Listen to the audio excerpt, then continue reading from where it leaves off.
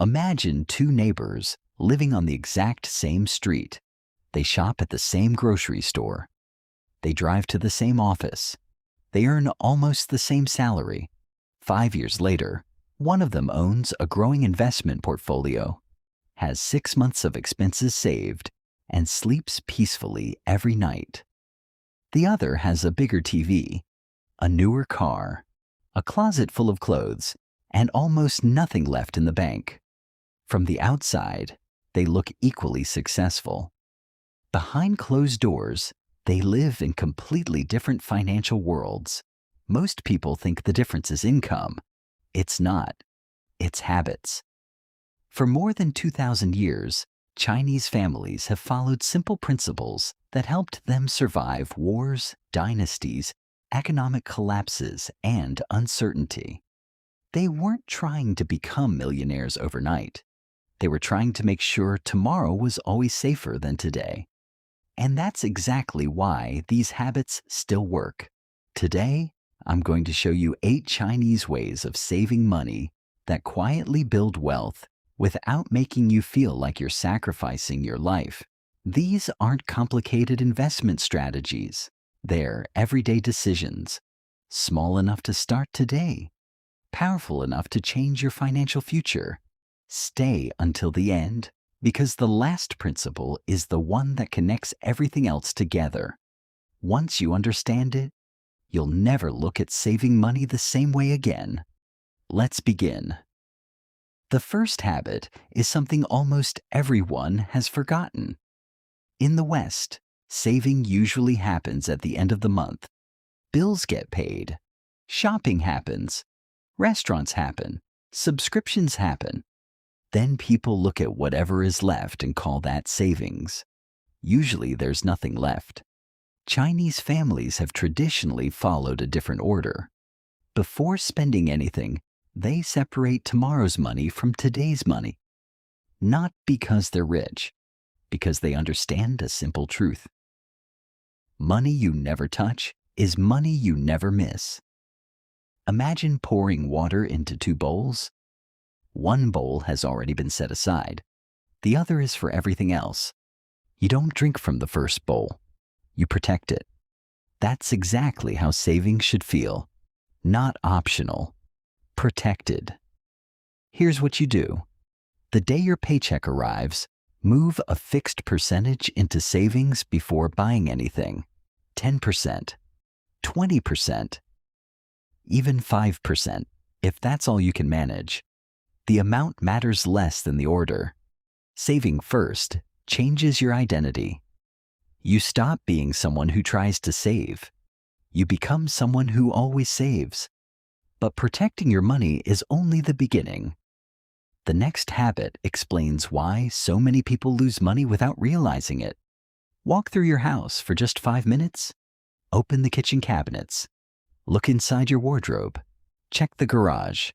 You'll probably find things you completely forgot you owned. Shoes still inside their boxes. Kitchen gadgets used once. Subscriptions you never use. Food that expires before you eat it. Chinese culture has always valued frugality, not because being cheap is admirable, because waste is seen as disrespect. Disrespect for your work. Disrespect for your time. Disrespect for the resources that created what you bought. Every forgotten purchase represents hours of your life you'll never get back. The money isn't sitting inside your closet. It's gone. Before buying something new, ask yourself one question. Do I already own something that solves this problem? Most of the time, the answer is yes. Saving money isn't always about earning more. Sometimes it's simply about appreciating more. Now here's where things become interesting. Because avoiding waste saves money. But the next habit actually makes saving feel effortless. Most people try to change everything overnight. Starting Monday. No restaurants, no coffee, no shopping, no fun. 3 days later, they're exhausted. A week later, they're back to their old habits. Chinese philosophy has always respected patience. A bamboo tree spends years growing roots before anyone sees it rise above the ground. Financial habits work exactly the same way. Instead of trying to save 500 euros this month, save 5 euros today. Instead of canceling everything, cancel one unnecessary subscription. Instead of cutting every luxury, cook one extra meal at home this week. Tiny actions repeated hundreds of times become invisible. Invisible habits become permanent habits. And permanent habits build wealth. People underestimate consistency because it looks boring. But compound interest also looks boring until it isn't. Imagine placing one coin into a jar every single day. The first week feels meaningless. The first month still feels slow. Then one day you pick up the jar, it's heavy. Not because of one big decision, because of hundreds of tiny ones. That is how wealth is actually built. Not through excitement, through repetition. But saving money isn't only about numbers. It's also about emotions. Think about the last thing you bought impulsively. Did you really need it? Or were you bored, stressed, lonely? Many purchases aren't solutions, they're distractions. Ancient Chinese philosophy teaches moderation, not denying yourself, simply creating space between desire and action. The next time you want something expensive, don't buy it immediately. Write it down.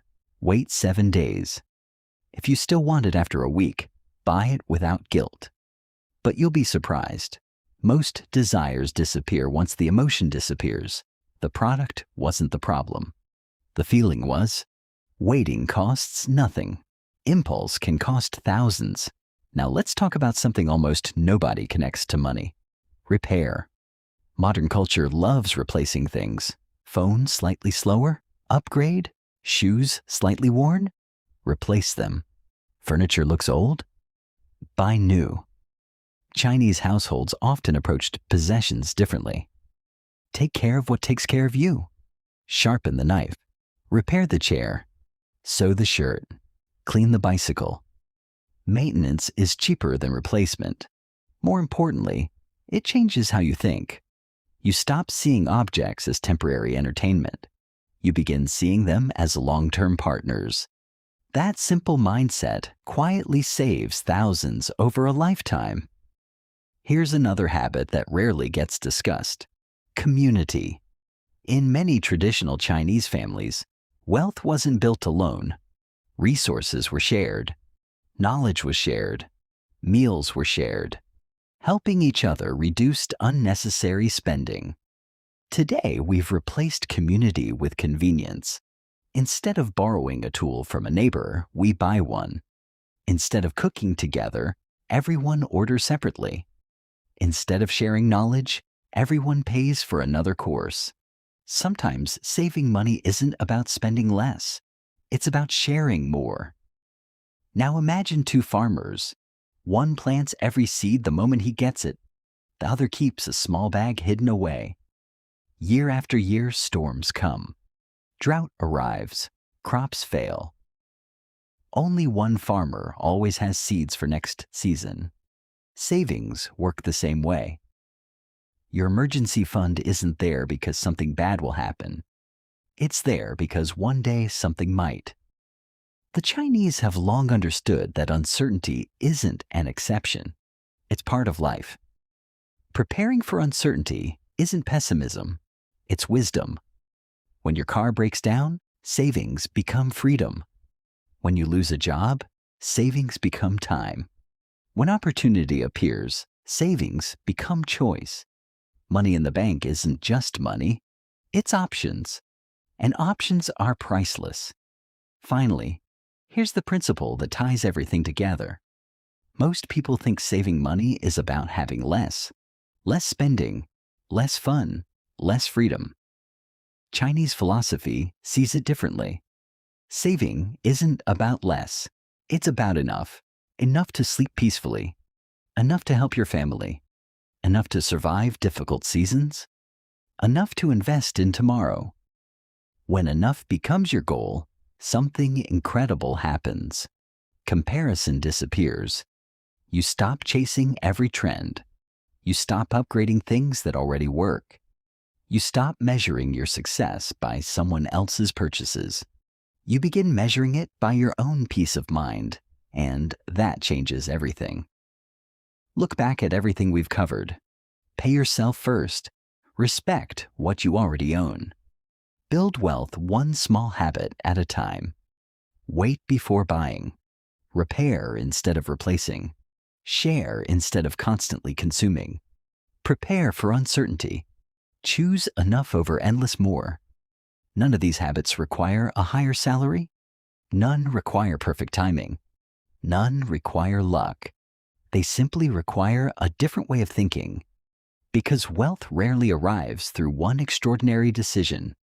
It arrives through thousands of ordinary ones, quietly, patiently, almost invisibly, until one day people look at your life and wonder how you became financially secure.